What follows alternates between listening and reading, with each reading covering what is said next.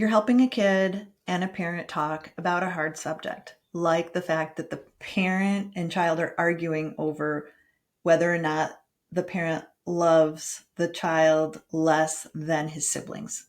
So you're just trying to help the child feel heard with acceptance and empathy. That's your goal. And so if the child says, Mom, I feel like you love me less than my siblings, you're always picking on me, you're always making me the one who's to blame.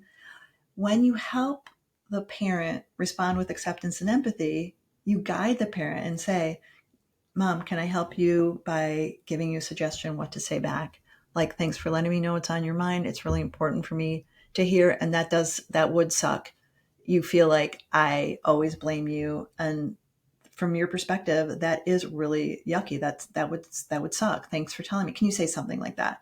So far, so good. And the parent says it. A lot of times what's going to happen is the kid is going to escalate.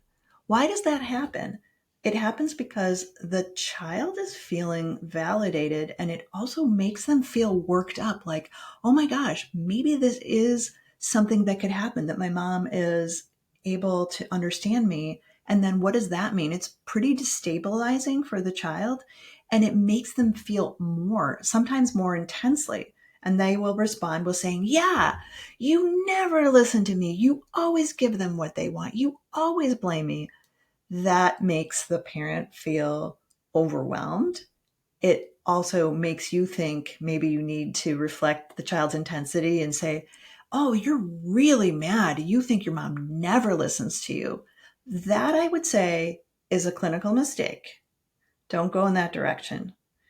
Understand that the phenomenon of the child escalating is part of just the physiologic arousal of being validated, and that it has a momentary destabilization effect. Just let that wave pass and say, yep, I get it, on behalf of the parent if they can't say it themselves. And then have the parent reflect back with acceptance and empathy once again, but with calmness. Yeah, I know. And I hear you, that I believe you. It feels that way. It sucks. I appreciate you telling me.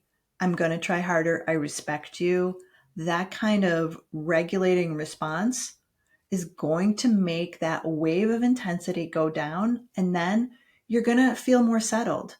And we're going to have a signal between that you as the therapist has to give a signal that we're not going on and on about the intensity and amplifying the sense that the child says, you suck, you're terrible, you never, you always. We're not going there. That's going to be too much of a confrontation. And that's your responsibility as the therapist, to be able to manage the intensity so that the parent can stay present and that the child can feel like they can communicate in a good way without going off the deep end.